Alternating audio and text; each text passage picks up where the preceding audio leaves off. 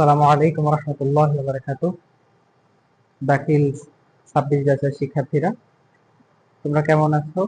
আশা করি তোমরা সকলে ভালো আছো, সুস্থ আছো, ইজিল্যান্ডের সাথে আছো।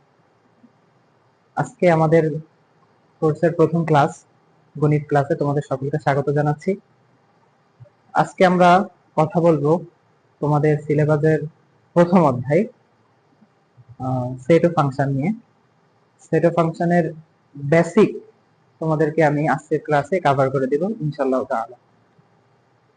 তো আমাদের একটি বিষয় জেনে রাখা প্রয়োজন যে প্রত্যেকটা অধ্যায়ের কিছু বেসিক জিনিস থাকে যেগুলো আমাদের না জানার কারণে অঙ্কগুলো করার সময় বিভিন্ন সমস্যার সম্মুখীন হতে হয়। এই জন্য আজকের ক্লাসে আমি তোমাদেরকে বেসিকটা কভার করে দিয়ে আগামীকাল থেকে ইনশাআল্লাহ মূল অঙ্কে প্রবেশ করব। ওমা তৌফিক ইল্লা বিল্লাহ। আচ্ছা দেখো, আজকে তোমাদের সামনে একদম বেসিক থেকে কথা বলবো, যে একদম জিরো লেভেলের স্টুডেন্ট আছো সেও যেন আজকের ক্লাস থেকে উপকৃত হয় ইনশাআল্লাহ। তো দেখো, সেট এবং ফাংশন দুইটা কথা আছে, একটা হচ্ছে সেট আর একটা হচ্ছে ফাংশন। তো আমাদের সর্বপ্রথম জানতে হবে সেট কি।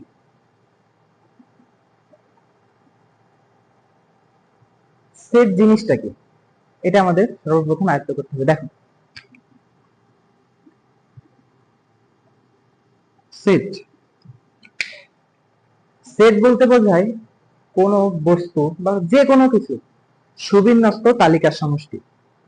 বুঝো না, আমি আবার বলতেছি, শোনো। সেট হচ্ছে কোন বস্তুর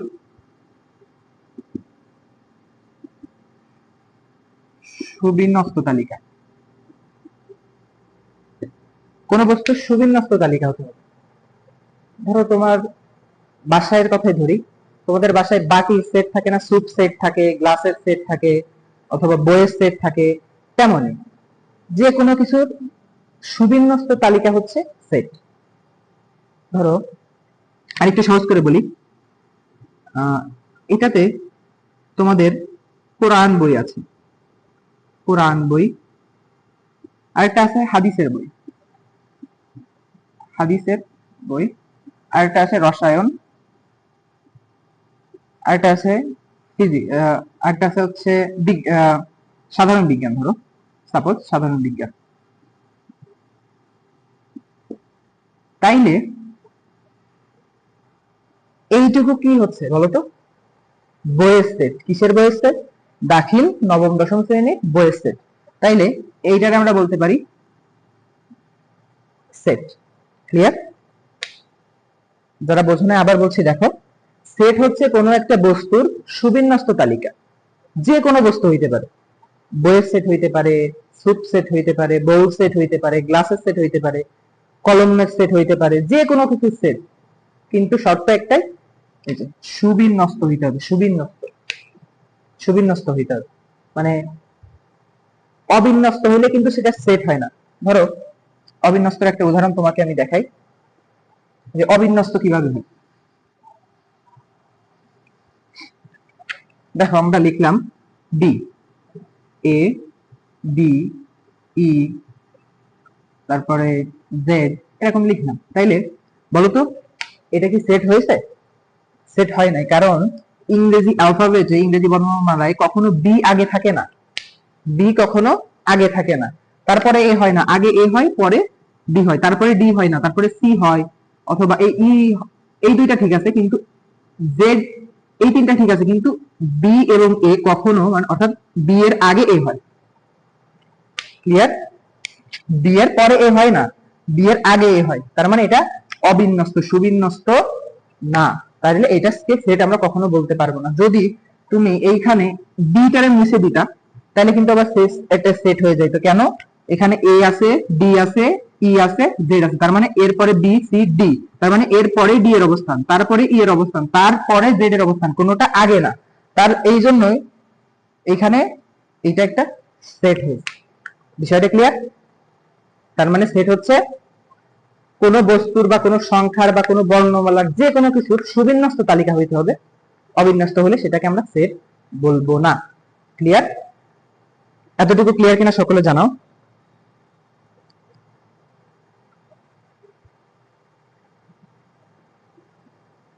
এতটুকু সবাই বুঝছো কিনা একটু জানাও।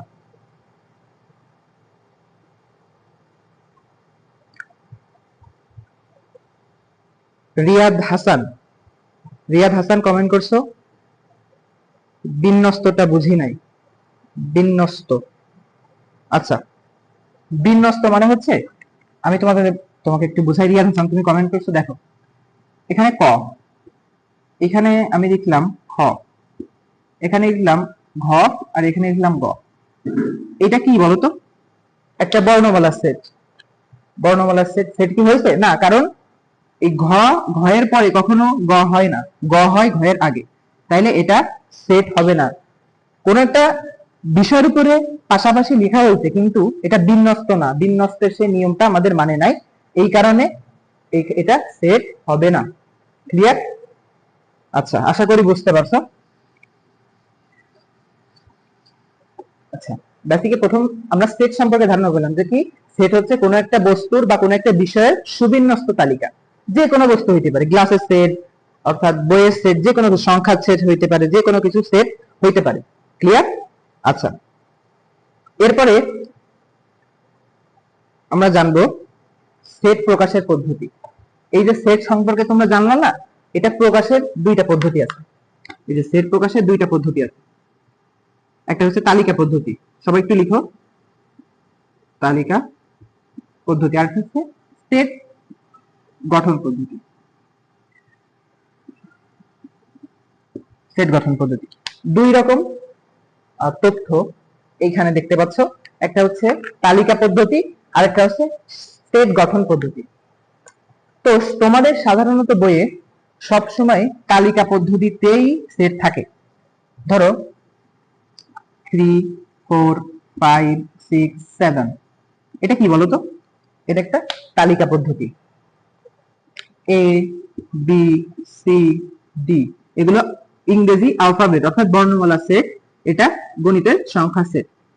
এগুলো কিন্তু দেখো সবগুলো বিন্যস্ত, এরপরে বি, বির পরে সি, তারপরে ডি, 3 এর পরে 4, তারপরে 5, তারপরে 6 7, এগুলো কিন্তু সেট, কারণ এগুলো বিন্যস্ত এবং ক্রম অনুসারে সাজানো হয়েছে।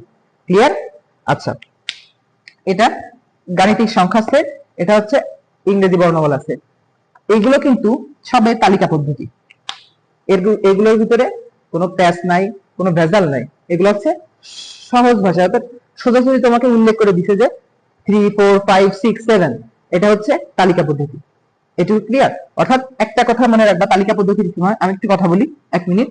তালিকা পদ্ধতির ব্যাপারে একটা কথা মনে রাখবা, যে উল্লেখ থাকবে, একটা কথায় উল্লেখ থাকবে, সবকিছু উল্লেখ থাকবে, তোমাকে কিছু গোপন থাকবে না। কিন্তু সেট গঠন পদ্ধতিতে আবার গোপন থাকবে, সবকিছু উল্লেখ যদি থাকে। ধরো 3 4 5 এই যে উল্লেখ রয়েছে না, সবগুলো তুমি তো দেখতেই পাচ্ছ যে 3 4 5 এগুলো একটা সংখ্যা সেট, তাইলে সেটা হবে তালিকা পদ্ধতি। এতটুকু ক্লিয়ার? আচ্ছা, এবার আসি সেট গঠন পদ্ধতি। সেট গঠন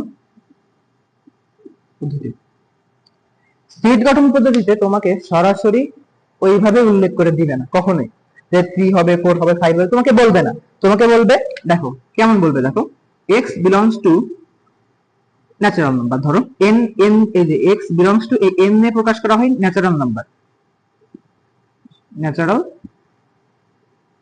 নাম্বার মানে স্বাভাবিক সংখ্যা। স্বাভাবিক সংখ্যা তোমরা চেনো, 2 1 মানে 0 মানে 1 2 3 4 5 6 এইভাবে, মাইনাস এটা না কিন্তু, শুধু প্লাস এটা, ন্যাচারাল নাম্বার স্বাভাবিক সংখ্যা। এবং z সমান z, অনেক সময় বলা থাকবে দেখো x belongs to z, এই z মানে হচ্ছে বাস্তব সংখ্যা। কি? বাস্তব সংখ্যা মানে প্লাস এটা হইতে পারে, মাইনাস এটা হইতে পারে, দুইটাই হইতে পারে, যে -1 -2 হইতে পারে, +1 +2 হইতে পারে, তার মানে সেটা হচ্ছে z। R x belongs to n, n মানে হচ্ছে ন্যাচারাল নাম্বার, শুধুমাত্র ধনাত্মক হবে, শুধুমাত্র ধনাত্মক হবে, মানে শুধুমাত্র প্লাস একটা হবে, শুধুমাত্র প্লাস 1 2 3 4, কখনো -2 হবে না। -2 মানে কিন্তু z অর্থাৎ বাস্তব সংখ্যা। ক্লিয়ার? আচ্ছা, এখন আসি সেট গঠন পদ্ধতি নিয়ে আমরা কথা বলছিলাম। সেট গঠন পদ্ধতিতে তোমাকে দেওয়া থাকবে x belongs to natural number, অতএব x 3 এর গুণিতক। গুণিতক এবং 27 থেকে সরি 27 থেকে ছোট। আচ্ছা, এখানে এই এক্স মানে কিন্তু মূল সেটটা, এর নাম হচ্ছে বিলংস টু। কি এই যে এই চিহ্নটা, সরি এই চিহ্নটার নাম হচ্ছে বিলংস টু, একটু মনে রাখো। তাইলে x বিলংস টু n মানে x এর উপাদানগুলো, যে উপাদানটা আছে সেটা n অর্থাৎ ন্যাচারাল নাম্বার হবে, স্বাভাবিক সংখ্যা হবে। স্বাভাবিক সংখ্যা কি 0 1 2 মানে 1 2 3 4 5 6 7 8 9 10 যত প্লাসের যত সংখ্যা আছে সেগুলো হচ্ছে ন্যাচারাল নাম্বার, অর্থাৎ x এর উপাদানগুলো n অর্থাৎ ন্যাচারাল নাম্বার হবে। এবং x 3 এর গুণিতক হবে। গুণিতক কি? গুণিতক মানে গুণ, এই যে 3 গুণ 1 3 একে 3, 3 গুণ 2 6, 3 গুণ 3 9, হ্যাঁ এই যে গুণিতক। গুণিতক গুণনীয়ক না কিন্তু গুণিতক, অর্থাৎ 3 একে 3, 3 দুগুণে 6, 3 তিরিকে 9, 3 চারে 12, এই যে এইগুলো হচ্ছে গুণিতক। আচ্ছা, এই একটা শর্ত পেলাম, ঠিক আছে, আমরা শর্ত পেলাম একটা 3 এর গুণিতক হবে এবং 27 থেকে ছোট হবে। এটা হচ্ছে লেস দ্যান এর চিহ্ন, এটা হচ্ছে লেস দ্যান, এটা হচ্ছে গ্রেটার দ্যান, ঠিক আছে, একটু মনে রাখো। লেস দ্যান, এটা হচ্ছে গ্রেটার দ্যান। তাইলে অর্থাৎ তোমাকে এক কথায় আমি যদি বলতে চাই, সংক্ষেপে যদি বলতে চাই, সেট গঠন পদ্ধতিতে একটা শর্ত দেওয়া থাকবে। শর্ত দেওয়া থাকবে, তোমাকে সেই শর্ত অনুযায়ী সেট গুলো খুঁজে বের করতে হবে। কিন্তু তালিকা পদ্ধতিতে সেট গুলো খুঁজে বের করার কোনো দরকার নাই, তার এলিমেন্ট বা উপাদানগুলো সম্পূর্ণ সেটের ভিতরে দেওয়াই থাকবে, তুমি দেখতে পারবা। কিন্তু সেট গঠন পদ্ধতিতে তোমাকে এরকম 2-3টা শর্ত দিয়ে দিবে যে x বিলংস টু n বা x belongs to z, x এত এর গুণিতক বা এত এর গুণনীয়ক, অথবা এই লেস দ্যান, গ্রেটার দ্যান বা ইকুয়াল। এই যে এই যদি এইটা হয় তাহলে কিন্তু ইকুয়াল, মানে লেস দ্যান মানে কি বলবো, লেস দ্যানও হইতে পারে, বা আচ্ছা যদি 27 এর এইখানে যদি এই দাগটা দেওয়া থাকতো তাইলে আমরা বলতাম যে x 3 এর গুণিতক হবে, অথবা 27 থেকে ছোট হবে, অথবা 27 হবে। এটা হচ্ছে ইকুয়াল, এটা হচ্ছে ইকুয়ালের চিহ্ন, যদি নিচে একটা দাগ থাকে এটা হচ্ছে ইকুয়ালের চিহ্ন। কিসের চিহ্ন? ইকুয়ালের চিহ্ন। তার মানে 27 হইতে পারে অথবা 27 থেকে ছোট হবে। সেটা বুঝছো? আচ্ছা, ক্লিয়ার? এইটুকু ক্লিয়ার? আচ্ছা, অর্থাৎ x বিলংস টু n অর্থাৎ ন্যাচারাল নাম্বার, x 3 এর গুণিতক হবে এবং 27 থেকে ছোট হবে। তাইলে তুমি এবার দেখো 3 এর গুণিতক কোনগুলো 27 থেকে ছোট, কোনগুলো 27 থেকে ছোট। দেখো 3 একে 3, 3 দুগুণে 6, 3 থেকে 9, 3 এ 4 12, 3 5 15, 3 6 18, 3 7 21, 3 8 24, 3 9 27। আচ্ছা, এইবার দেখো তো 27 থেকে ছোট কিন্তু এই যে 24 পর্যন্ত, 3 8 24, এই 24 পর্যন্ত কিন্তু 27 থেকে ছোট হচ্ছে। এবং 3 9 যদি তুমি নাও তাহলে 27 মানে 27 হচ্ছে, কিন্তু আমাদের লাগবে 27 থেকে ছোট, আমাদের লাগবে 27 থেকে ছোট। তার মানে আমাদের এই 8 পর্যন্ত, 3 8 24 পর্যন্ত আমাদের নিতে হবে, ঠিক আছে। তাহলে আমাদের এই সেটটা কি হবে? 3 6 9 12 15 18, জি ঠিক আছে, 21 24, এইটা হচ্ছে আমাদের সেট। অর্থাৎ বলেছে যে n belongs to natural number, অর্থাৎ n গুলো হবে স্বাভাবিক সংখ্যা, এবং এই যে সেটটা হবে 3 এর গুণিতক, আমরা 3 এর গুণিতক গুলো বের করছি, এবং 27 থেকে ছোট হবে। ক্লিয়ার? 27 থেকে ছোট হবে। আমরা 27 থেকে নিই না, আমরা 24 পর্যন্ত নিয়েছি। 3 6 9 12 15 18 21 24। ক্লিয়ার? এটুকু বুঝছো? এটুকু সকলের কাছে ক্লিয়ার কিনা একটু জানো, কি অবস্থা একটু জানাও।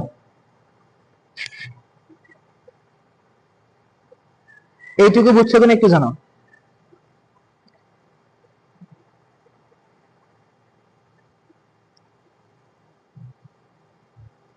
এইটুকু বুঝছো কিনা একটু আমাদের কাইন্ডলি জানাও। এই যে আজে বাজে কমেন্ট করতেছো, যে রাফি, মোহাম্মদ রাফি,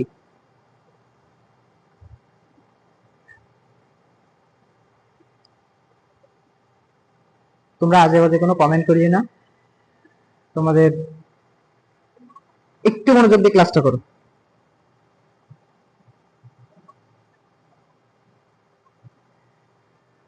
আচ্ছা, সকালে বলছে ক্লিয়ার?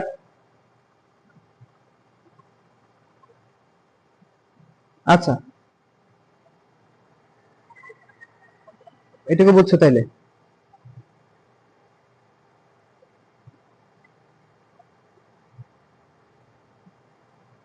আচ্ছা, এবার আসি সসীম সেট।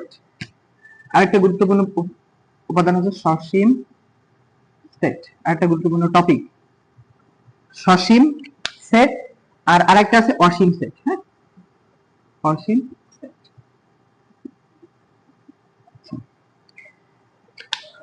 তোমরা সসীম এবং অসীম এই দুইটা নাম অনেক শুনেছো।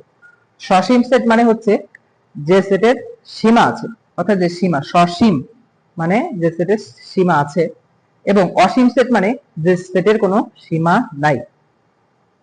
সহজভাবে বলি, 3 4 5 6 এরকম যখন থাকবে, এবং 3 4 5 6 এরকম ডট ডট যখন থাকবে,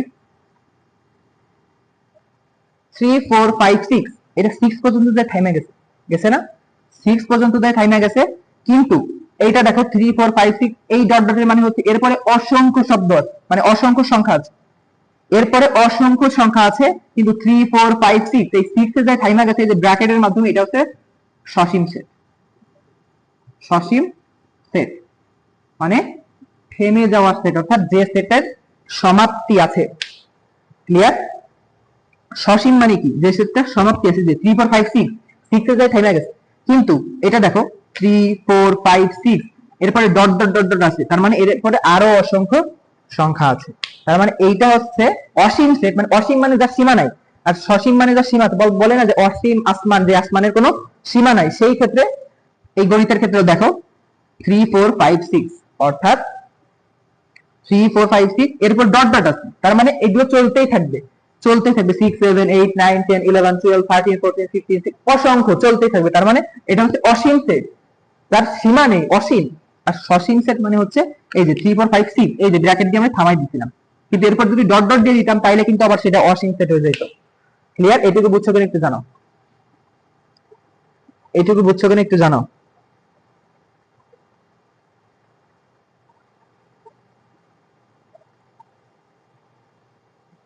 ক্লিয়ার? আচ্ছা,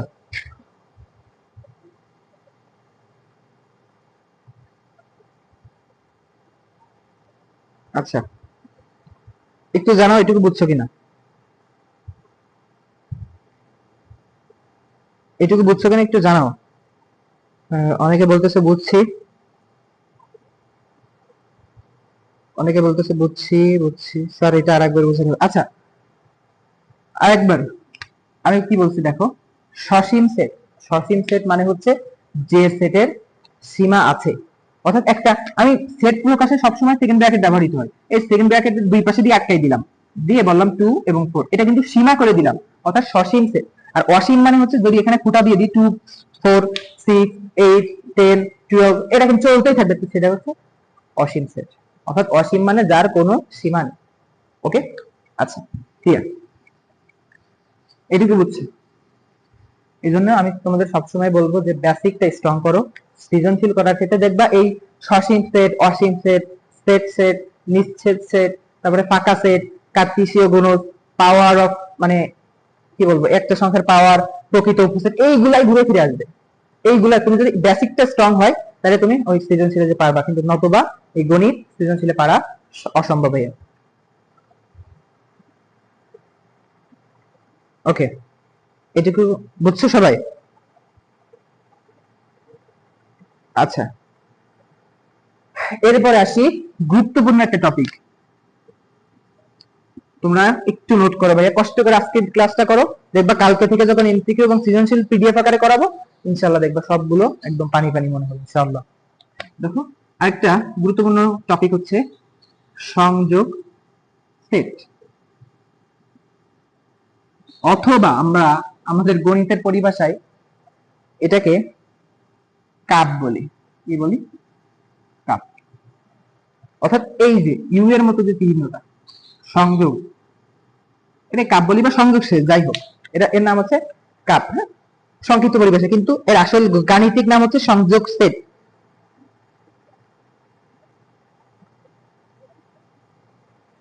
হচ্ছে কাপ সংযোগ সেট। আচ্ছা, এই সংযোগ সেটের কাজ কি বা কাপ সেটের কাজ কি? আচ্ছা, ধরো আমি তোমাদেরকে একটু মুছে দিই, এটা একটু দিলাম যে a সমান সমান 3 4 5, অর্থাৎ a এর উপাদান সংখ্যা 3 4 5 এবং b এর উপাদান সংখ্যা 6 7 8। এখন তোমাকে বললাম a সংযোগ সেট b অথবা a কাপ b করো। তোমাকে বললাম যে a কাপ b করো বা a সংযোগ সেট b করো। এই যে এই চিহ্নটার নাম হচ্ছে সংযোগ সেট, সংযোগ সেটের চিহ্ন, সংযোগ সেটের চিহ্ন। হ্যাঁ, সংযোগ সেটের চিহ্ন বললাম যে a সংযোগ সেট b বা a কাপ b করো। এখন তুমি কিভাবে বুঝবা a সংযোগ সেট b? আচ্ছা, এই যে চিহ্নটা দেখতে পাচ্ছ, এই চিহ্নটা তুমি দেখে চিনবা যে এটা a সংযোগ সেট b করতে বলছে। এই যে চিহ্নটা, এটা হচ্ছে কাপের চিহ্ন, ঠিক আছে, a কাপ b অর্থাৎ কাপের চিহ্ন। এই চিহ্নটার মানে হচ্ছে a এর উপাদান সবগুলো হবে, b এর উপাদান সবগুলো হবে। বুঝছো? তাহলে আমরা লিখি, দেখো a সমান সমান কি দেওয়া আছে, 3 4 5 কাপ, b সমান সমান 6 7 8 আছে। তাইলে আমাদের যদি বলে a কাপ b বা a সংযোগ সেট b করে, তাহলে এর উপাদানগুলো আমরা লিখবো, b এর উপাদানগুলো আমরা এখানে লিখবো। 3 আছে, 4 5, এবার এই যে 6 7 8। এই ক্ষেত্রে একটা কথা তোমাদের বলি, যদি এই উপাদানে মিল থাকে সেখান থেকে একটা মাত্র উপাদান লিখবা। ধর এখানে 3 4 5 আছে, এখানে 5 6 7 আছে, ঠিক আছে। তাহলে তুমি যদি বলে যে a কাপ b করো বা সংযোগ সেট b করো, তাহলে তুমি এই 5 এখানেও আছে এখানে আছে, সেখান থেকে মাত্র একটা 5 হয়। কয়টা 5 হয়? একটা 5 হয়। দুইটা 5 কখনো লেখা যাবে না। তো এই বিষয়টা ক্লিয়ার? a সংযোগ সেট b বা a কাপ b। সংযোগ সেট মানে হচ্ছে এর উপাদানগুলো তুমি নিবা, বি এর উপাদানগুলো নিবা, এর উপাদানগুলো নিবা, বি এর উপাদানগুলো নিবা। এটার নাম হচ্ছে সংযোগ সেট বা এ কাপ বি। এটুকু ক্লিয়ার? আচ্ছা, এটুকু জানাও ক্লিয়ার কিনা, এটুকু জানাও আমাদের ক্লিয়ার কিনা।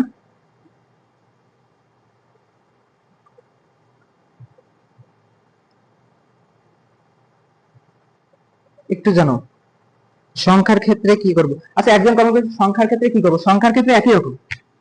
ধরো তুমি দিলাম a সমান a b c, b সমান সমান d e f। সংখ্যার ক্ষেত্রে একই রকম, সংখ্যা মানে অ্যালফাবেটের ক্ষেত্রে একই রকম, অক্ষরের ক্ষেত্রে একই রকম। বললাম যে a কাপ b করো বা a সংযোগ সেট b করো, তাহলে তুমি এগুলো উপাদানগুলো লিখবা, a b c, আবার এগুলো লিখবা d e f। অক্ষরের ক্ষেত্রে কি করবো, অক্ষরের সরি আমার সংখ্যা বলা হয়ে গেছে, অক্ষরের ক্ষেত্রে কি করবো এটা প্রশ্ন ছিল। অক্ষরের ক্ষেত্রে এই একইগুলো করবা। সংখ্যার ক্ষেত্রে যেরকম 3 4 5 এর ক্ষেত্রে যেরকম, অক্ষরের ক্ষেত্রে সেরকম। অনেক সময় এখানে a b c না দিয়ে থাকতে পারে, x y z থাকতে পারে, 3 4 5 থাকতে পারে, এগুলো তালিকা পদ্ধতিতে থাকবে, কিন্তু সেট গঠন পদ্ধতিতে কিন্তু এগুলো থাকবে না। সেট গঠন পদ্ধতিতে তোমাকে বলে দিবে যে a সমান সমান 3 এর গুণিতক, আমি যেগুলো আগে দেখালাম যে 3 এর গুণিতক বা 3 এর গুণনীয়ক থাকবে বা 3 এর থেকে ছোট বা এরকম কিছু শর্ত দিবে। আমরা যখন অঙ্ক করাবো সেখানে তোমাকে ইনশাআল্লাহ ভালোভাবে বোঝাতে পারবো। এইটুকু বুঝছো কিনা একটু জানাও। সকলে বলছে বুঝছি, ঠিক আছে, আমি এটা নিয়ে আর কথা বলছি না। এটা হচ্ছে তার মানে তোমাদের সংক্ষেপে একটু বলে দিই যে a কাপ b বা a সংযোগ সেট b মানে হচ্ছে এর উপাদানগুলো ওই সেটের ভিতরে যাবে, উত্তরের ভিতরে যাবে এবং b এর উপাদানগুলোও যাবে, ঠিক আছে। এর উপাদানগুলো যাবে, b এর উপাদানগুলো যাবে। ক্লিয়ার? আচ্ছা, এরপরে গুরুত্বপূর্ণ একটা টপিক হচ্ছে এই যে যারা উল্টোপাল্টা কমেন্ট করতেছো, প্লিজ ভাইয়া একটু ক্লাসের দিকে মনোযোগী হও, একটু ক্লাসের দিকে মনোযোগী হও, একটু ক্লাসের দিকে মনোযোগী হও। এরপরে আসে সংযোগ সেট আমাদের ক্লিয়ার। এরপর আছে সেট সেট সেট সেট বা এটা আমরা লিখি ক্যাপ। এই যে এই চিহ্নটা, এই চিহ্নটা এর নাম আছে সেট সেট বা ক্যাপ বা সেট সেট বলতে পারো বা ক্যাপ বলতে, আমরা সংক্ষেপে গাণিতিক যখন অঙ্কগুলো করা হয় তখন এটা এ ক্যাপ বি বা এ ক্যাপ ডি এরকম বলা হয়। ক্যাপ মানে যে ক্যাপের মতো নয়, দেখো তোমাকে ক্যাপ আঁকাই দেখেন, এই যে সরি, এই যে এরকম সামথিং, এই যে ক্যাপের মতো না, এই জন্য এটা বলে এ ক্যাপ ডি বা এ সেট সেট ডি বা সেট সেট বলতে গেলে মুখের ভিতরে জড়তা লাগে, তো সবসময় যদি বলতে এ সেট সেট বি এগুলো বলতে গেলে মুখের ভিতরে একটা জড়তা কাজ করে, এই জন্য আমরা বলি A cap B. Okay, A cap B বা এ সেট সেট বি। ক্লিয়ার? আচ্ছা, এখন এই সেট সেটের কাজ কি? সেট সেটের চিহ্নটা হচ্ছে এরকম, এই যে এরকম, এ সমান সমান 2 4 6, বি সমান সমান 3 7 9। এখন তোমাকে বললো যে, সরি 379 না, 279 দিলাম, হ্যাঁ 279। এখন বললো তোমাকে এ সেট সেট বি করো অথবা এ ক্যাপ বি করো, একই কথা, এ ক্যাপ বি করো। এখন তুমি কি করবা? আগেটা তোমরা এইগুলো নিতাম সংযোগ সেটে, কিন্তু সেট সেটের বেলায় যখনই দেখবা যে ক্যাপের মতো চিহ্ন আসবে তখন তোমার শুধুমাত্র মনে রাখবা কমনটা নিতে হবে, দুই সেটের উপাদান থেকে কমন গুলো নিতে হবে। যে এখানে 2 আছে, এখানে 2 আছে, এখানে 4 আছে, এখানে নাই, এখানে 6 আছে, এখানে নাই, এখানে 7 আছে, এটাই নাই, এখানে 9 আছে, এটাই নাই, তার মানে মিল আছে কোনটা? মিল আছে শুধু 2। মিল আছে কোনটা? মিল আছে শুধু 2, তার মানে এ কাপ বির মান হবে শুধু 2। বুঝছো ভাইয়া? এ কাপ বি এর মান হবে শুধুমাত্র 2। ঠিক আছে, এটুকু বুঝছো? একটা হচ্ছে সংযোগ সেট, তার চিহ্ন হচ্ছে এরকম, আর এটা হচ্ছে সেট সেট বা ক্যাপ সেট, তার চিহ্ন হচ্ছে এইরকম। ঠিক আছে, যদি সংযোগ সেট বলে বা এ কাপ সি বলে বা এ কাপ বি বলে, তাহলে এলিমেন্ট গুলো সবগুলোই নেওয়া লাগবে, এ সেটের এলিমেন্ট বা উপাদানগুলো নেওয়া লাগবে, বি সেটের এলিমেন্ট বা উপাদানগুলো নেওয়া লাগবে। আর যদি বলে এ ক্যাপ সি করো বা এ সেট সেট বি করো, শুধুমাত্র কমনটা, শুধুমাত্র যেটা মিলে যাবে সেইটা নিতে হবে। ডান? এতটুকু বুঝছো? আমি সেট সেটটা আরেকটু একটু দেখাই। ধরো যে এস এর উপাদান আছে x 3 2 এবং কিউ এর উপাদান আছে x 5 2। এখন বলছে x ক্যাপ সি অর্থাৎ s ক্যাপ সি করো, অর্থাৎ এ এস এটার নাম কি? সেট সেট কিউ করো। তার মানে আমি কি বলছিলাম? সেট সেট বা কিউ এর মধ্যে তোমার শুধুমাত্র কমনটা, কমন আছে কি? x আছে, x আছে, 3 আছে, এখানে নাই, 2 আছে, এখানে 2 আছে, তার মানে এটা হচ্ছে সেট সেট। ক্লিয়ার? এটুকু সকলে বুঝছো কিনা একটু জানো।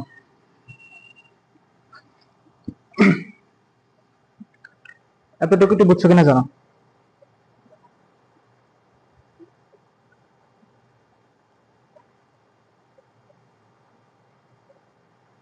এই পর্যন্ত সকলে বুঝছো?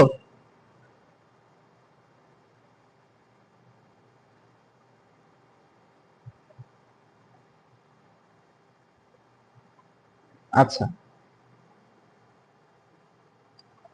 এরপরে আরেকটা গুরুত্বপূর্ণ টপিক আছে, সেটা হচ্ছে নিচ্ছেদ সেট। নিচ্ছেদ সেট, এটা মোস্ট গুরুত্বপূর্ণ। এটা অনেক সময় সৃজনশীলের কতে আছে বা এমসিকিউতে আছে, যে একটা সেট দিয়ে বললো কি এর নিচে থেকে নিচ্ছেদ সেট, এটা নিচ্ছেদ সেট কিনা প্রমাণ করো। ধরো ধরো তোমাকে এরকম দেওয়া থাকলে a সমান সমান 3 4 5 এবং b সমান সমান 7 9 10, বললো যে a এবং a সেট সেট b এটাকে নিঃশেষ সেট প্রমাণ করো। বলবে যে এ ক্যাপ সি বা এ সেট সেট বি কে নিঃশেষ সেট প্রমাণ করো। নিঃশেষ সেট মানে হচ্ছে, মনে রাখবা, এ কাপ বি করার পর যদি উত্তর ফাঁকা সেট আসে, ফাঁকা সেটের যদি উত্তর আসে, তাহলে সেটা হচ্ছে নিঃশেষ সেট। বিষয়টা আমি আরেকবার একটু সহজ করে বলি। নিঃশেষ সেট মানে হচ্ছে দুইটা সেটের উপাদানকে তুমি ক্যাপ করবা, অর্থাৎ সেট সেট করবা, ক্যাপ করবা, ক্যাপ করার পর যদি উত্তর ফাঁকা সেট আসে, উত্তর যদি ফাঁকা সেট আছে, ফাঁকা সেট প্রকাশের মাধ্যম হচ্ছে দুইটা। ফাঁকা সেট একভাবে এইভাবে প্রকাশ করা যায়, আরেকভাবে দুটো শুধুমাত্র ব্র্যাকেট দিয়ে প্রকাশ করা যায়। যদি উত্তর ফাঁকা সেট আসে তাহলে সেটা হবে নিঃশেষ সেট, আর যদি উত্তর ফাঁকা সেট না আসে, যদি কোনো এলিমেন্ট মিলে যায়, তাহলে কিন্তু সেটা নিঃশেষ সেট হবে না। তার মানে এ কাপ বি আমাদের কি বলছে? এ কাপ বি আমরা একটু করে দেখি। এর উপাদানগুলো 3 4 5, ঠিক আছে, এবং ক্যাপ 7 9 10, তার মানে এই উপাদানগুলোর কোন উপাদানই একটার সাথে একটা মিলে না। 3 এখানে নাই, 4 এখানে নাই, 5 এখানে নাই, 7 নাই, 9 নাই, 10 নাই, কোনো না মিলে না। তার মানে উপাদান কিছুই থাকে না। কিছুই যখন না থাকে তখন একটা ফাঁকা সেট ওখানে থাকে। তার মানে এর উত্তর আসতেছে ফাঁকা সেট। তার মানে এ ক্যাপ বি একটা নিঃসেট সেট। মানে যে সেটটা ক্যাপ করলে উত্তর ফাঁকা সেট আসে, যে সেটটা সেট করার পর উত্তর ফাঁকা সেট আসে, সেটা হচ্ছে নিঃসেট সেট। এটুকু বুঝছো? যে সেটটা ক্যাপ করার পরে, অর্থাৎ সেট করার পরে, মানে এই চিহ্নটা করার পরে উত্তর আসে ফাঁকা সেট, সেটা হচ্ছে নিঃসেট সেট। এটুকু বুঝছো? আমি আরেকবার একটু সহজ করে বলি। নিঃসেট সেটের জিনিসটা কি? ধরো তোমার কিউ এর উপাদান আছে হচ্ছে 3 4 9 এবং জেড এর উপাদান আছে 2 3 2 10 12। এই দুটো উপাদান আছে। এখন বলতেছে কি কিউ সেট জেড, অর্থাৎ কিউ ক্যাপ জেড এটা একটি নিঃসেট সেট প্রমাণ করো। একটি নিঃসেট সেট, এটাকে প্রমাণ করতে বলছে। এখন আমরা কি করব? যে কিউ এর যে উপাদান আছে 3 4 9, জেড এর উপাদান আছে 2 10 12, তার মানে কোনটার উপাদানের সাথে কোনটার উপাদান মিল নেই। তার মানে এর উত্তর আসতেছে ফাঁকা সেট। যখনই উত্তর আসবে ফাঁকা সেট, সেটাই হচ্ছে একটি নিঃসেট সেট। এটুকু বুঝছো? আমাকে একটু কমেন্ট করে জানাও যে সকলে বুঝছো কিনা। একটু দেখি কমেন্টের অবস্থা কি।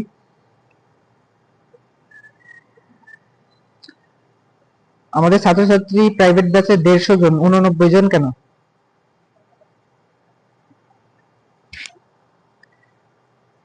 আর সবাই কই?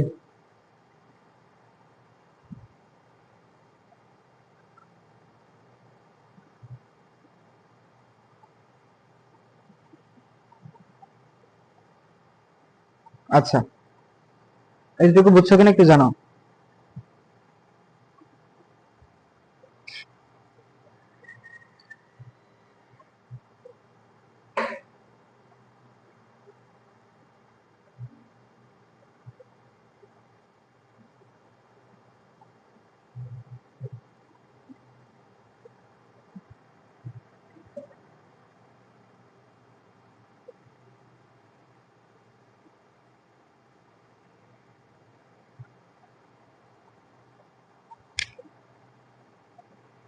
আচ্ছা আচ্ছা, ঠিক আছে। এরপরে আরেকটা গুরুত্বপূর্ণ টপিক হচ্ছে শক্তি সেট। শক্তি সেট, হ্যাঁ, কোন একটা সেটের শক্তি সেট। শক্তি সেট, সরি, শক্তি সেট। হ্যাঁ, তোমাকে বলবে ধরো একটা সেট দিয়ে দিল, সাধারণ একটা সেট 2 3 4। এই সেটের সেটের শক্তি সেট নির্ণয় করো। সেটের শক্তি সেটের ক্ষেত্রে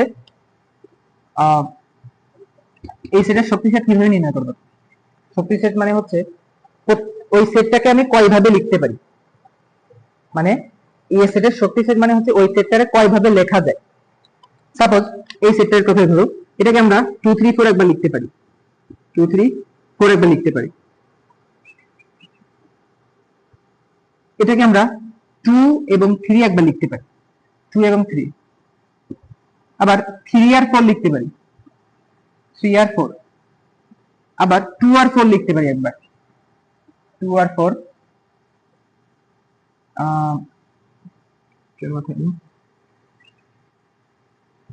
আচ্ছা, এবার দেখো 2 এককভাবে একবার লিখতে পারি, 3 এককভাবে একবার লিখতে পারি, 4 এককভাবে লিখতে পারি। এবং মনে রাখবা প্রত্যেকটা সেটের শক্তি সেট হচ্ছে একটা করে ফাঁকা সেট। এটা মনে রাখো, প্রত্যেকটা সেটের শক্তি সেট হচ্ছে বা পাওয়ার সেট বা শক্তি সেট হচ্ছে একটা করে ফাঁকা সেট। এরপরে তুমি এখানে ব্র্যাকেট দিয়ে দাও, এখানে বড় একটা সেকেন্ড ব্র্যাকেট। আর শক্তি সেটের নির্ণয় করার একটা, তুমি এই যে দেখো 1 2 3 4 5 6 7 8টা, ঠিক আছে। কেমনে বুঝবা? টুর মাথায় এন, এই সূত্রটা যদি তুমি বুঝবা যে তোমার শক্তি সেট নির্ণয় করা ঠিক আছে কিনা। টুর মাথায় এখানে এন মানে হচ্ছে এলিমেন্ট,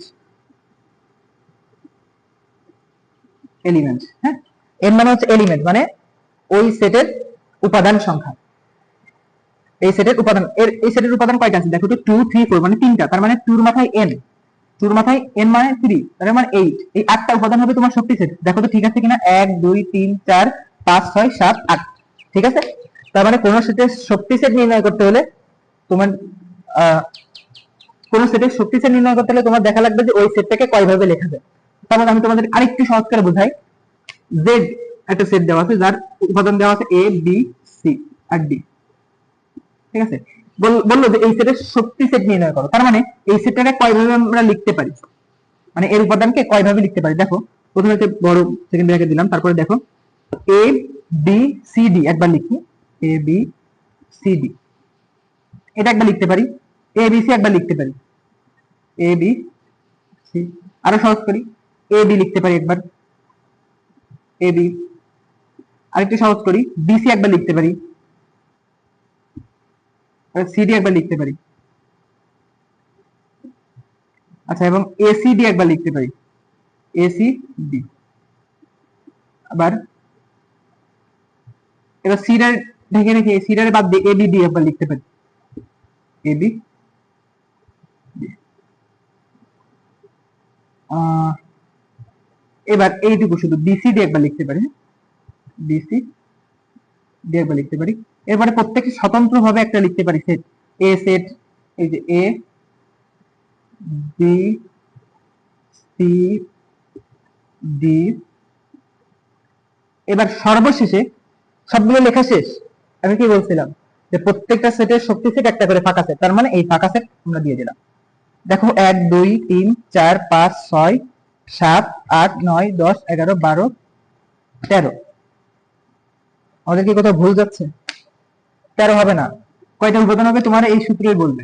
2 এর মাথায় n, n মানে কি পাওয়ার, তার মানে 2 গুণ 4, এর উপাদান আছে কয়টা, n মানে এলিমেন্ট বা উপাদান, সেটের উপাদান কয়টা আছে 4টা, তো 2 এর মাথায় 4 মানে 16টা হবে, 16টা।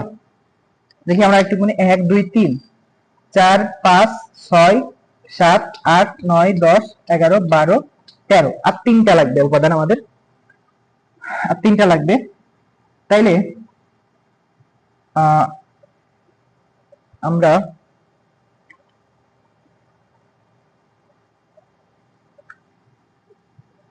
আচ্ছা সরি সরি আরেকটুখানে লেখা যাবে, যে সিডি, সিডি লেখা যাবে এবং এডি লেখা যায়, এডি আমরা লিখি নাই, এডি লেখা যায় এবং এসি লেখা যায়, এসি এবং ফাঁকা সেট, এই যে এবং ফাঁকা সেট, তার মানে 13 14 15 16, ঠিক আছে, 16টা উপাদান। এইভাবে তোমরা শক্তি সেট বের করতে পারো যে ওই সেটটাকে কয় ভাবে লেখা যায়, মানে একটা উপাদান দুইবার নিবা না, প্রথমবার এই তিনটা, তারপরে এই তিনটা, তারপরে এই দুইটা, তারপরে এই দুইটা, মানে এইভাবে করে এই সেটটারে যেভাবে লেখা যায় এটা হচ্ছে শক্তি সেট, এই সেটের শক্তি সেট। আর প্রত্যেকটা ফাঁকা সেট একটা সেটের শক্তি সেট।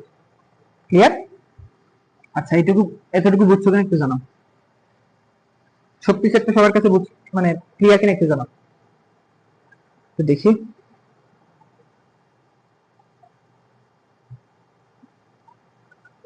শক্তি সেটটা সবার কাছে ক্লিয়ার কিনা একটু জানাও।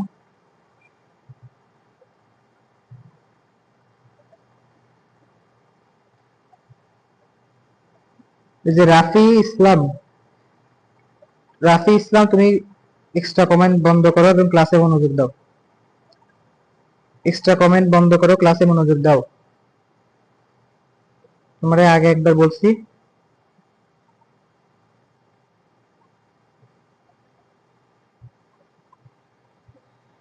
তো শক্তি সেটটা আরেকবার দেখাই দিলে ভালো। আচ্ছা, শক্তি সেট দিয়ে তোমাকে একটা অঙ্ক দিচ্ছি, ঠিক আছে, এই অঙ্কটার মাধ্যমে তোমাদেরকে একটু ক্লিয়ার করি বিষয়টা। ধরো তোমাদের বইতে এরকম একটা অঙ্ক আছে, দেখবা যে a সমান সমান 3 4 5 হলে পাওয়ার অফ a কত। এই পাওয়ার অফ a, এই চিহ্নটা দ্বারা তোমাকে প্রশ্ন করে যে এই a সেটের শক্তি সেট কত। শক্তি সেটের প্রতীক হচ্ছে এই পি, মানে পাওয়ার অফ a, হ্যাঁ এরকম থাকবে, পাওয়ার অফ a মানে এই সেটের শক্তি সেট নির্ণয় করো, ঠিক আছে। আমি একটু দেখি, তাইলে তুমি এখানে লিখবা p অফ a, অর্থাৎ পাওয়ার অফ a সমান সমান এই যে এর উপাদান 3 4 5।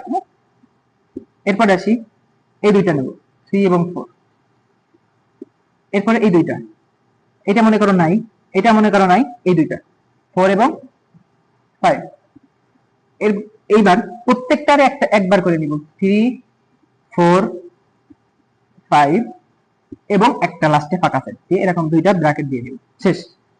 এটা হচ্ছে পাওয়ার অফ এ অর্থাৎ পি সেটের শক্তি। দেখো 1 2 3 4 5 6 7 8 আটটা হয়েছে কিনা দেখো, এই যে আটটা হয়েছে। আর 2 এর মাথায় n চেক করার নিয়ম, এটা সঠিক হয়েছে কিনা। 2 এর মাথায় n, 2 এর মাথায় n, ঠিক আছে। আমাদের এখানে 7টা হয়েছে, 1 2 3 4 5 6 7টা হয়েছে। আরেকভাবে লেখা যায় 3 এবং 5, এই যে 3 এবং 5টা আমরা লিখি নাই, 3 এবং 5, হ্যাঁ 3 এবং 5, এই যে 4টারে বাদ দিয়ে দিলাম, 3 এবং 5টাকে এবং লাস্টেরটা ফাঁকা সেট শেষ। তার মানে 2 এর মাথায় n অর্থাৎ 2 এর মাথায় এই যে n মানে কি আমি বলছি সেটের উপাদান বা এলিমেন্ট কয়টা আছে, একটা দুইটা তিনটা, তার মানে 2 এর মাথায় n দিলাম, তার মানে 8। এই 1 2 3 4 5 6 7 8 শেষ। এটা হচ্ছে এ সেটের শক্তি বা পাওয়ার অফ এ। তোমাকে এরকম বলবে যে এ সমান সমান এত হলে পাওয়ার অফ এ নির্ণয় করো, এটা মানে হচ্ছে পাওয়ার অফ এ বা এ সেটের শক্তি সেট নির্ণয় করো, ঠিক আছে। এটুকু ক্লিয়ার? আচ্ছা, এতটুকু ক্লিয়ার? আমি তোমাদেরকে শুরু থেকে বলছি যে বেসিক অঙ্কের বেসিক স্ট্রং না হলে সৃজনশীল করে লাভ নাই, এমসিকিউ করে সেরকম একটা লাভ হবে না, তোমরা বুঝবা না এমসিকিউ। আমি যখন বলবো যে নিঃশেষ সেট, ফাঁকা সেট, সেট সেট, সংযোগ সেট, এগুলো হচ্ছে তালিকা পদ্ধতি, এটা হচ্ছে সেট গঠন পদ্ধতি, তোমরা তখন বুঝবা না, ঠিক আছে। এই জন্য আমি আগে বেসিক ক্লাস আজকে করাচ্ছি, কালকে থেকে মেন অঙ্কে ইনশাআল্লাহ প্রবেশ করবো। আর আমি জানি তোমরা এসএসসি 26 ব্যাচ, তোমাদের বেসিক করার সময় এখন নাই, তাও একদিন ইনশাআল্লাহ বেসিক যতটা পারছি শেষ করছি, ঠিক আছে। এবার আসি ক্রোমোজোম, একটা গুরুত্বপূর্ণ পরিভাষা। সেট ফাংশনে একটি গুরুত্বপূর্ণ পরিভাষা হচ্ছে ক্রোমোজোম। ক্রোমোজোম, ঠিক আছে, ক্রোমোজোম। তোমাকে এই ক্রোমোজোম সম্পর্কে জানতে হবে। ক্রোমোজোম মানে হচ্ছে যে তোমরা বীজগাণিতিক অনুপাতের ভিতরে কয়েক প্রকার নিয়ম শিখছিলে না, যে ধরো দুইটা সমীকরণ দেখো, পি কিউ সমান সমান 3 এবং পি মাইনাস কিউ সমান সমান 2 হলে পি এবং কিউ এর মান কত। প্রতিস্থাপন পদ্ধতি, অপনয়ন পদ্ধতি, এই পদ্ধতির যে কোনো একটা করা যায়। প্রতিস্থাপন এবং অপনয়ন দুইটার যে কোনো একটা পদ্ধতিতে এগুলো করা যায়। ক্রোমোজোমের ক্ষেত্রে দুইটা পদ্ধতি অবলম্বন করতে পারো, একটা হচ্ছে প্রতিস্থাপন বা অপনয়ন, যে কোনো একটা। কিন্তু প্রতিস্থাপন পদ্ধতিতে করলে বিষয়টা বেশি মানে কার্যকর হয় আর কি, সহজে মানটা বের করা যায় প্রতিস্থাপন পদ্ধতি করলে। কিন্তু তুমি যদি চাও অপনয়ন পদ্ধতি বের করবা, ডিসিশন ফর ইউ, তুমি করতে পারো, কোনো সমস্যা নাই। এখন ক্রোমোজোমের সাহায্যে এইটা আমি একটু তোমাকে দেখাই। ধরো তোমার অঙ্ক এরকম থাকবে, পি প্লাস কিউ সমান সমান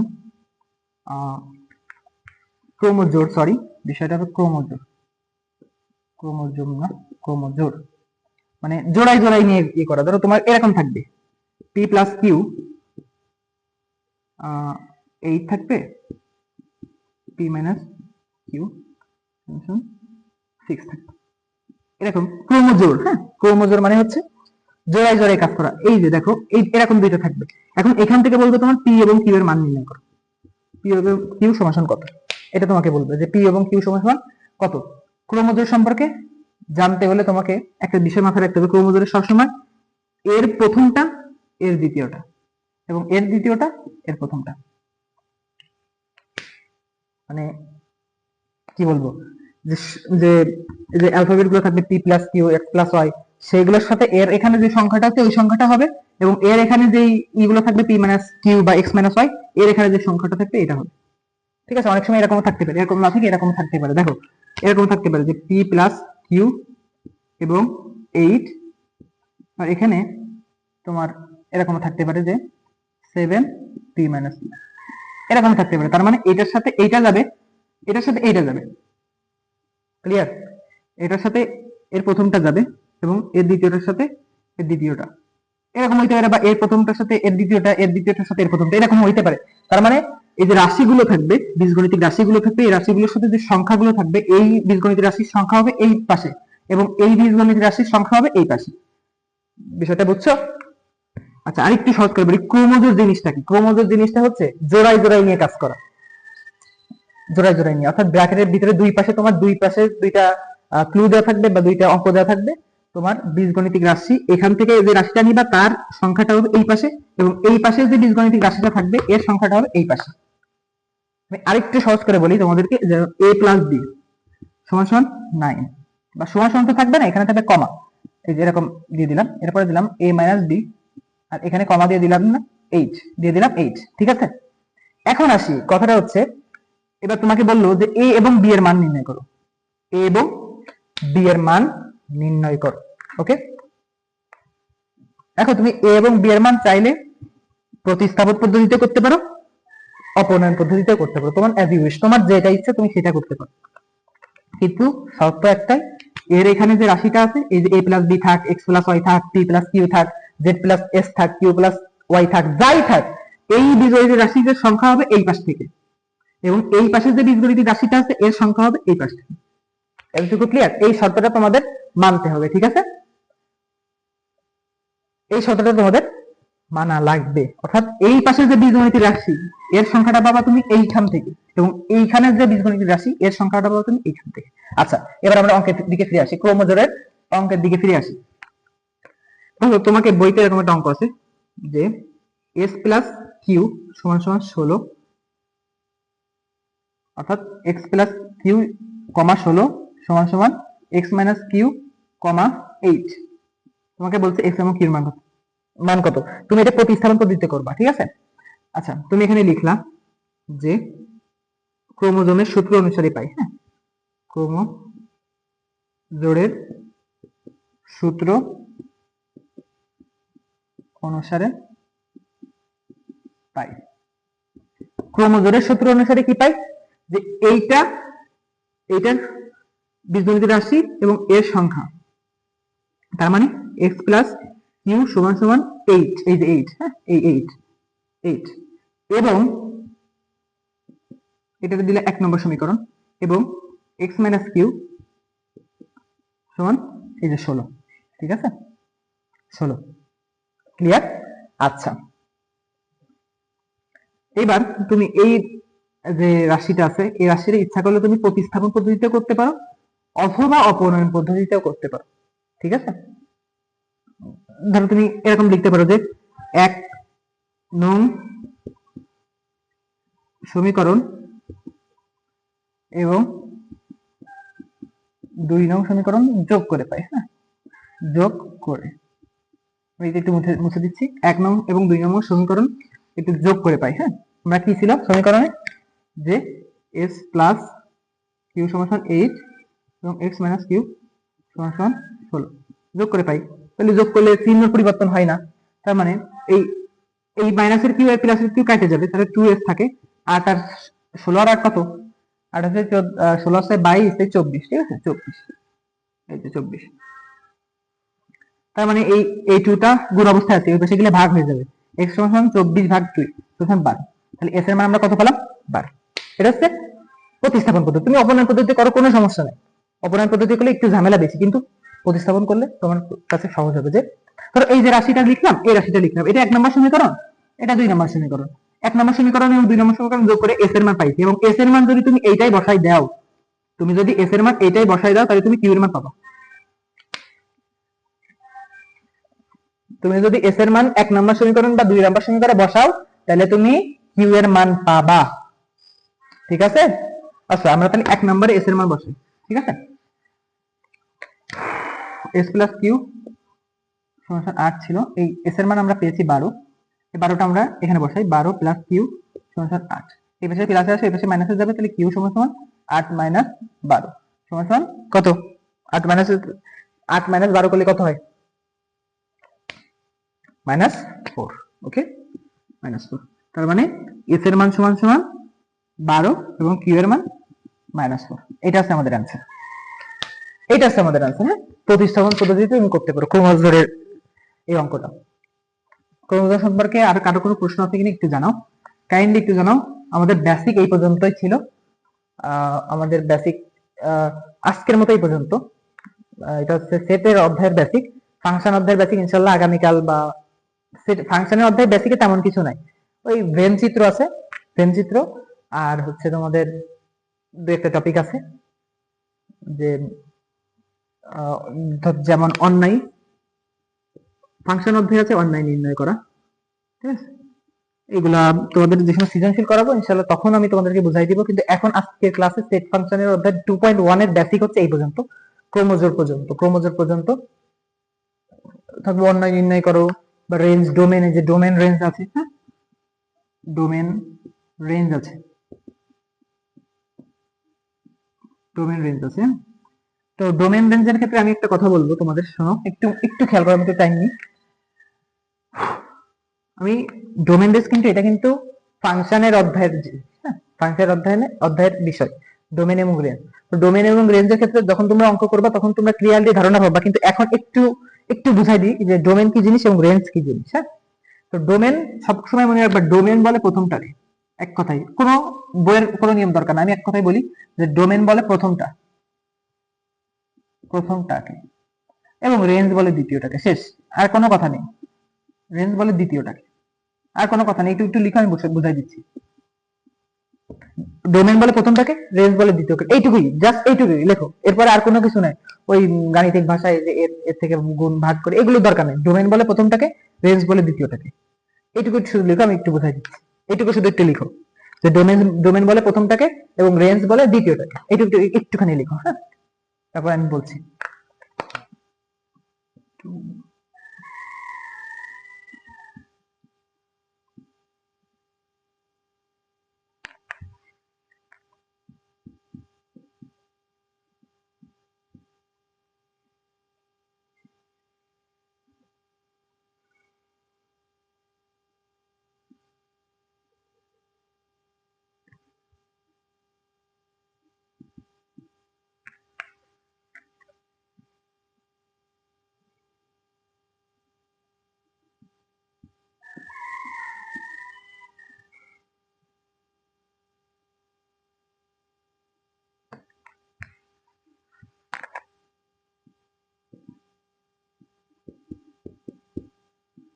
একটু লিখো, ডোমেন বলে প্রথমটাকে, রেঞ্জ বলে দ্বিতীয়টাকে, হ্যাঁ।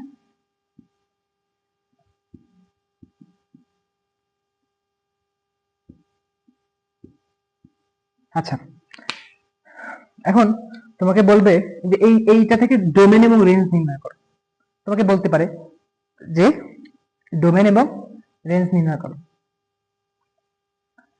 আচ্ছা, এটার প্রথমটা কত? 3, এটার প্রথমটা কত? 4। তার মানে প্রত্যেকটা, এটা হচ্ছে গাণিতিক শাব্দিক পরিভাষায় ডোমেন কাকে বলে। আমি ফাংশনের দিকে যাচ্ছি না, আমি ফাংশনের দিকে, তোমাকে বলো যদি এ এবং সি সেটের ডোমেন নির্ণয় করো, তাহলে তুমি এরকম লিখবা যে প্রথমটা, ডোমেন মানে হচ্ছে প্রথমটা, 3 এবং 4, এটা হচ্ছে ডোমেন। বি এবং সি এর ডোমেন কি? প্রথমটা, 4 এবং এই সরি 3 এবং 4, এবং সি সেটের ডোমেন আছে এ এবং বি সেটের রেঞ্জ কি?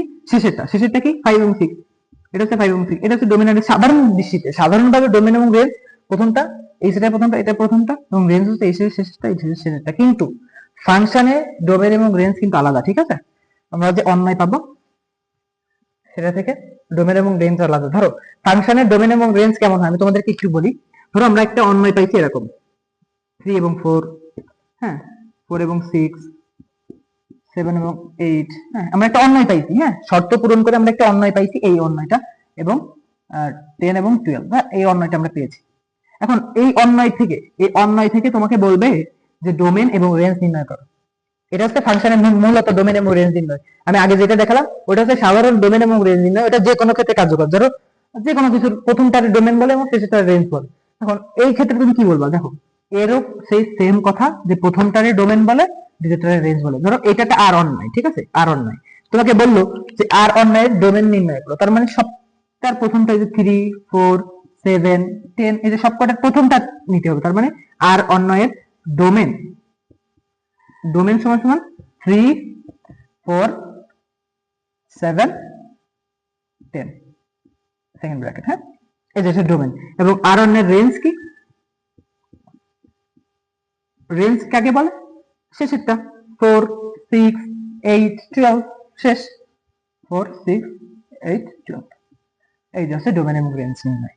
এরকম একটা অন্যায় দেওয়া থাকবে, অর্থাৎ তুমি যখন অঙ্ক করবা, অঙ্ক করতে করতে তোমার এক পর্যায়ে আসবে যে এরকম একটা অন্যায় বের হবে এবং বলবে যে আর অন্যায়ের ডোমেন নির্ণয় করো। ডোমেন যদি নির্ণয় করতে বলে তাহলে 3 4 7 10 এবং রেঞ্জ যদি নির্ণয় করতে বলে 4 6 8 12। এটুকু বুঝছো কিনা জানো? এটুকু একটু বুঝছো কিনা জানো?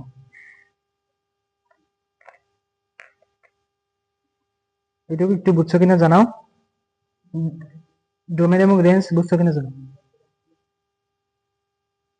ও আর একটা কথা, যদি এখানে 3 সংখ্যা থাকে, ধরো যে 3 সংখ্যা থাকে, এই জায়গায় 3 সংখ্যা থাকে, তোমাদের প্রশ্ন আসতে পারে যে ভাইয়া যে 3 সংখ্যা যদি থাকে, 3 এবং 5 এরকম থাকো এবং 5 7 8 থাকলো, এরকম থাকলে আমরা কি করবো? সাধারণত তোমরা যে 8 9 আছো, তোমাদের 9 10 আছো, তোমাদের কখনো 3 সংখ্যা দিয়ে অন্যায় আসবে না। ফার্স্ট কথা, যে 3 সংখ্যার অন্যায় তোমরা কোনো পৃথিবীর কোনো 9 10 এর বইয়ে খুঁজে পাবা না যে 3 সংখ্যা দিয়ে অন্যায় আসছে। অন্যায় নির্ণয় করতে বলছে যে 3 সংখ্যা, এরকম কোথাও নেই। যদিও আসে তাহলে এর প্রথমটা হবে ডোমেন, এর প্রথমটা হবে শেষ। কথা ক্লিয়ার? এই যে 3 সংখ্যা দিয়ে যদি থাকে তাহলে এই যে ডোমেন কি হবে? 3 হবে এবং 5 হবে এবং রেঞ্জ হবে 5 এবং 8 হবে, এই মাঝখানেটা বাদ। যদিও 3 সংখ্যা দিয়ে আসে না, কিন্তু যদি তোমাদের মনে প্রশ্ন থাকে ভাইয়া 2 সংখ্যা দিয়ে তো প্রথমটা এবং এই প্রথমটা হচ্ছে, যদি শেষটা হচ্ছে যদি 3 সংখ্যা থাকে তাহলে কি হবে? 3 সংখ্যা থাকে কোনোদিনও আসবে না। প্রথম কথা কোনোদিনও এই ডোমেন রেঞ্জ অন্যায়, তোমাদের এরকম অন্যায় কোনোদিন 3 সংখ্যা দিয়ে থাকবে না। যদি থাকে তাহলে তার প্রথমটা হবে রেঞ্জ, মাঝখানেরটা বাদ, লাস্টেরটা মানে প্রথমটা হবে ডোমেন, মাঝখানেরটা বাদ, লাস্টেরটা হবে রেঞ্জ। ক্লিয়ার? আচ্ছা, একটু জানো বুঝছো কি? এই যে এতটুকু বুঝছো কিনা একটু জানো।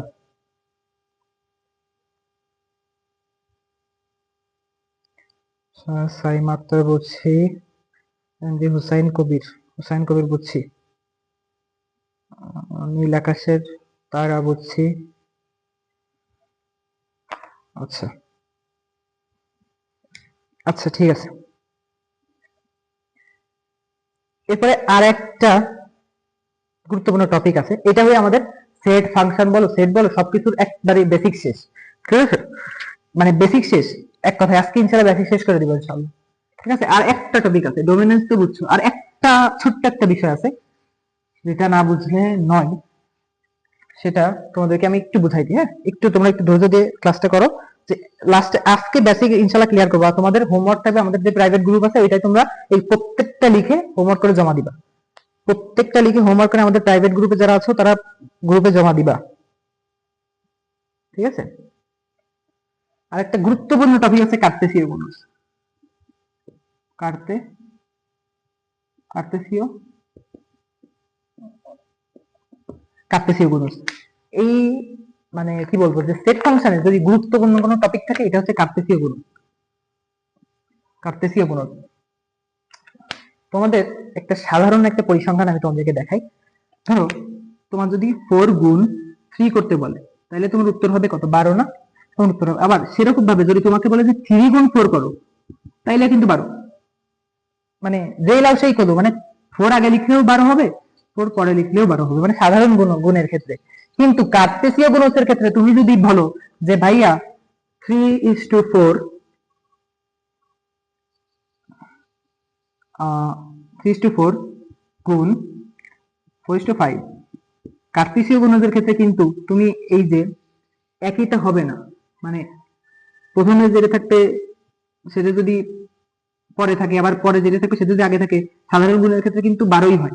ধরো তোমার এই যে 4 এবং 3 12 হচ্ছে, 3 এবং 4 12 হচ্ছে, 4 যদি তুমি আগে লিখো পরে লিখো কোনো সমস্যা নেই। কিন্তু এই কার্তেসীয় গুণকের ক্ষেত্রে সংখ্যা আগে পরে করার কোনো সুযোগ নেই, যেটা আগে থাকবে সেটা আগে, যেটা পরে থাকবে সেটা পরে। ক্লিয়ার? এটুকু বুঝছো? আচ্ছা, এবার আসি কার্তেসীয় গুণজ। ধরো তোমাকে একটা সেট দিল যে এ 3 4 5, আমি 3 4 5 দিয়ে সবসময় করি যাতে তোমরা একটু সহজে বুঝো। হ্যাঁ, বি সমান সমান 7 8 9, বললো যে এ গুণ বি করো, আরে এই যে করো, এরকম থাকবে। তার মানে এ গুণ বি, তোমাকে মনে রাখবে যে সেট ফাংশনে তোমাকে কখনোই সাধারণভাবে গুণ করতে বলবে না, তোমাকে অবশ্যই বলবে যে তুমি কার্তেসীয় গুণজের উপায়ে গুণ করো। এই যে এ গুণ বি, এ গুণ বি করো, ঠিক আছে? তখন তুমি কি করবা দেখো, এর গুলা পাতাইলা। হ্যাঁ, কার্তেসীয় গুণজের নিয়মটা একটু দেখো যে এর গুলো পাতাইলা 3 4 5 পাতাইলা, হ্যাঁ পাতাইলা, গুণ দিলা 7 8 9 দিলা, হ্যাঁ। আচ্ছা এইবার কার্তেশীয় গুণজের নিয়মটা তোমাদের বলি। এই পাশে ডান পাশের একটা সংখ্যার সাথে এই পাশের সবকটা গুণ হবে, ডান পাশে এই একটা সংখ্যার সাথে সবগুলো গুণ হবে, আবার এই একটা সংখ্যার সাথে সবগুলো গুণ হবে, আবার এই একটা সংখ্যার সাথে সবগুলো গুণ হবে। মানে গুণ হবে মানে কি, মানে ওই যে 4 7 28 এরকম না, মানে একসাথে করে লিখবা, একসাথে করে লিখবা। আচ্ছা আমি তোমাদেরকে আরেকটু ক্লিয়ারলি বুঝাই, ধরো 3 4 5 গুণ 6 7 এটা তোমরা বললো যে তুমি কার্তেশীয় গুণজ করো, কার্তেশীয় গুণজ, হ্যাঁ। তার মানে এই সংখ্যাটা যখন লিখবা এইটার সাথে এইটা একবার আসবে, এইটার সাথে এইটা একবার আসবে, এটার সাথে এইটা একবার আসবে। আবার এই সংখ্যাটা যখন করবা এইগুলো মনে করবা নাই, এই যে 7 এর সাথে এটা একবার আসবে, 7 এর সাথে এটা একবার আসবে, 7 এর সাথে এটা একবার আসবে, বুঝছো? অর্থাৎ একটা সংখ্যা ডান পাশে নিয়ে এইটার সাথে একবার গুণ হবে, এই সংখ্যাটা এদের সাথে গুণ হবে, এই সংখ্যাটা এদের সাথে গুণ হবে। অনুরূপ ভাবে যদি এখানে 3টা সংখ্যা থাকে বা এখানে 2টো সংখ্যা থাকে তাহলে তো হইলো, ঠিক আছে। ধরো আমি তোমাদেরকে আরেকটু সহজ করে বুঝাই, আরো সহজ করে বোঝাচ্ছি। 3 4 5 গুণ a এবং b, এরকম তোমাদের পরীক্ষায় এরকম একটা অঙ্ক থাকবে ইনশাআল্লাহ, আশা করা যায়। বললো এই দুইটার কার্তেশীয় গুণজ করো। এখন এর সাথে এই যে কার্তেশীয় গুণজের ক্ষেত্রে প্রথমে একটা সেকেন্ড ব্র্যাকেট দিতে হবে, এরপরে সবগুলো ফার্স্ট ব্র্যাকেট দিয়ে কমা দিতে হবে। দেখো এই যে এই এর সাথে 3 একবার যাবে, তার মানে যেটা আগে আছে সেটা আগে, আর যেটা পরে আছে সেটা পরে। এই গুণের ক্ষেত্রে তুমি যদি চাও এ আর 3 দিবা, তাহলে কিন্তু এটা সম্পূর্ণ ভুল। আমি তোমাকে বলছিলাম আগে কার্তেশীয় গুণজের ক্ষেত্রে যেটা আগে আছে সেটা আগে, আর যেটা এই পাশে আছে সেটা পরে। ক্লিয়ার? তুমি যদি কোনোভাবে a, 3 লেখো, a, 3 কোনোভাবে লেখো, তাহলে কিন্তু তোমার শিক্ষক মার্ক কেটে দিবে, তোমার অঙ্ক হবে না, ঠিক আছে। কোনোভাবে a, 3 লেখা যাবে না, তাহলে 3 4 5, হ্যাঁ গুণ a is to b। আচ্ছা এবার এটার সাথে এটা একবার, হ্যাঁ 3, a, আচ্ছা লিখলাম, এবার কমা দিলাম। এবার এটার সাথে এটা 4, a লিখলাম, এটার সাথে এই 5, এই দুটো হয়ে গেছে, এবার এই 5, আমরা 5, a লিখলাম। এইবার এটা মনে করো এটা নাই b, তার মানে 5 3, b, এখানে কমা দিলাম, 4, b 4, b, আরে কমা দিলাম 5, b, এইটা হচ্ছে এই যে সেকেন্ড ব্র্যাকেট দিলাম, এই হচ্ছে কার্তেশীয় গুণজ। এইটা হচ্ছে কার্তেশীয়, শেষ, খেলা শেষ, অ্যানসার শেষ। এই যে কার্তেশীয় গুণজ মানে কি, ডান পাশে যেটা থাকবে সেটার প্রত্যেকটা সংখ্যা দিয়ে বাম পাশের সংখ্যার প্রত্যেকটার গুণ, গুণ মানে কিন্তু এই যে এখানে যদি 4 থাকতো তুমি কিন্তু 3 এর 12 লিখতে পারতা না, 12 না, মানে এইটার সাথে এইটা দুটোরে একসাথে করবে একবার, এইটার সাথে এইটারে একসাথে করবে একবার, এই পাশে এইটার সাথে এইটারে একসাথে করবে একবার, লিখে ফার্স্ট ব্র্যাকেট দিয়ে কমার ভিতরে এগুলোরে রাখতে হয়, ঠিক আছে। একটু মানে একটু খেয়াল করলে তোমরা পারবা, একটু খেয়াল করলেই তোমরা পারবা। দেখো আমি আরেকবার বুঝাই, 4 5 6 এই পাশে আছে, সরি সেকেন্ড ব্র্যাকেট এই পাশে আছে, আর গুণ এই পাশে সি এবং ডি আছে, বলছে এর কার্তেশীয় গুণজ করো। অর্থাৎ অবশ্যই এটা হয়তো পি এর মান দেওয়া আছে আর এটা কিউ এর মান, অর্থাৎ তাহলে বলবে যে পি গুণ কিউ করো, ঠিক আছে, কার্তেশীয় গুণজ করো। তাইলে আমি তোমাদেরকে একটু সহজ ভাষায় বলি, বোঝার চেষ্টা করো, হ্যাঁ একটু বোঝার চেষ্টা করো। এর ডান পাশের প্রথমটা আর এই পাশের প্রথমটা এটা একসাথে করে লিখতে হবে, তার মানে 4, c, সেকেন্ড ব্র্যাকেট দিলাম 4, c। এইবার এই সি আছে, এর সেকেন্ডটা আছে, তার মানে 5, c, আবার এই সি আছে, এর এই একটা আছে, তার মানে 6, c, আবার এই এটা থেকে যায়, এই এটাই আবার এই প্রত্যেকটার সাথে গুণ হবে, মানে গুণ মানে একসাথে হবে। কার্তেশীয় গুণজের ক্ষেত্রে একসাথে হয়, গুণ হয় না, একসাথে হয়, ঠিক আছে। এই যে a মানে 4, a, সরি 4, a, ঠিক আছে। আবার এই যে a থাকে 5, a, 5, a, আবার 6, a, ঠিক আছে, 6, a, এই হচ্ছে কার্তেশীয় গুণজ শেষ, শেষ কার্তেশীয় গুণজ শেষ। এক কথায় কার্তেশীয় গুণজ হচ্ছে ডান পাশের উপাদানগুলো সাথে বাম পাশের গুলোরই একসঙ্গে করা হবে, প্রত্যেকটা স্বতন্ত্র উপাদানের সাথে। তার মানে এখানে সি আছে, এই সিটা 4 এর সাথে একবার যাবে, সিটা 5 এর সাথে একবার যাবে, সিটা 6 এর সাথে একবার যাবে, আর এইবার এটা 5 অনুরূপ ভাবে এই এটাও 4 এর সাথে একবার যাবে, 5 এর সাথে একবার যাবে, 6 এর সাথে একবার যাবে, ঠিক আছে ভাইয়া। আমাকে একটু জানাও তোমরা সকলে এই এই যে এতক্ষণ ধরে যে টপিক বুঝালাম এইগুলো সবার ক্লিয়ার কিনা। ইনশাল্লাহ কালকে থেকে আমরা এমসিকিউ করা শুরু করব, সরি কালকে থেকে আমরা অধ্যায় ভিত্তিক অঙ্কগুলো করা শুরু করব, তারপরে ইনশাল্লাহ আমরা এমসিকিউ সিকিউ দিয়ে এই অধ্যায় শেষ করব। আমাদের সাথে ইনশাল্লাহ লেগে থাকো। তুমি যদি একদম নিম্ন লেভেলের স্টুডেন্ট হও, একটু চেষ্টা করো, এই কয় মাস আছে আর মনে হয় 6 থেকে 7 মাস তোমাদের সাথে সময় আছে, বা তার একটু প্লাস মাইনাস একটু 1-2 মাস বেশি হতে পারে। এইটুক সময় যদি তুমি মনোযোগ দিয়ে চেষ্টা করো, ইনশাল্লাহ আমি তোমাকে এনসিওরিটি দিতে পারি যে ইনশাআল্লাহ তাআলা আল্লাহ যদি রহমত করে তাইলে তোমার ভালো রেজাল্ট নিশ্চিত ইনশাআল্লাহ। ঠিক আছে, একটু এই 9 মাস আমরা যেটা দিব ভাইয়া, যা দিব তোমরা আমাদের প্রাইভেট ব্যাচে যে যারা আছে তারা তোমরা তো দিচ্ছ, এইভাবে দিয়ে যাবা যা আছে, অর্থাৎ মানে যা দিব আর কি সেগুলো তোমরা মানে যেভাবে বলবো সেইভাবে তোমরা জমা দিবা। আমরা যদি বলি যে সকালে আজকে 3টা অঙ্ক করে তোমাদের দিতে হবে, তোমরা তাই দিবা, আমাদের যে প্রাইভেট গ্রুপটা আছে এই গ্রুপে পোস্ট করে দিবা। ঠিক আছে, আচ্ছা হোমওয়ার্ক যদি আমরা দিই কোনোদিন তাহলে তাহলে কালকে তোমাদের হোমওয়ার্ক হচ্ছে, হোমওয়ার্ক কি বলো, এই আজকে যে কয়টা বেসিক পড়ালাম এটা বুঝবা, প্রথমে খাতায় নোট করবা, নোট করে বুঝবা, যদি কোনো সমস্যা হয় ক্লাসটা আবার স্কিপ করে মানে টেনে দেখে নিবা, এবং প্রত্যেকটা টপিকের নোট করে আমাদের প্রাইভেট গ্রুপে, আমাদের যারা প্রাইভেট ব্যাচ আছে তাদের কথা বলতেছি, তারা আমাদের যে নির্দিষ্ট গ্রুপ আছে এই গ্রুপে জমা দিবা। এবং তোমরা যারা সাধারণ শিক্ষার্থী ক্লাসটা করছো তোমরা একটু প্র্যাকটিস করো, তোমাদের তো আমরা দেখতে পারবো না, তোমরা নিজেদের থেকে প্র্যাকটিস করবা যে প্রত্যেকটা পরিভাষার। ইনশাআল্লাহ কালকে আমরা মূল বইয়ের অঙ্কগুলো করব, মূল বইয়ের অঙ্কগুলো করার পরে ধাপে ধাপে ইনশাআল্লাহ এমসিকিউর পিডিএফ আমরা সকলকে দিয়ে দিব ইনশাআল্লাহ, এবং তারপরে সিকিউ, হ্যাঁ বড় বড় যে বোর্ড কোশ্চেন এগুলো পরে, হ্যাঁ এক সপ্তাহ এই অধ্যায়টা নিয়ে এক সপ্তাহ লেগে থাকো ইনশাআল্লাহ, তোমার কাছে সেট ফাংশন অধ্যায় একদম পানি পানি হয়ে যাবে ইনশাআল্লাহ তাআলা। হ্যাঁ একটু জানাও যে আজকে সকল টপিক গুলো তোমরা বুঝতে পারছো কিনা, একটু আমাকে কমেন্ট করে জানাও।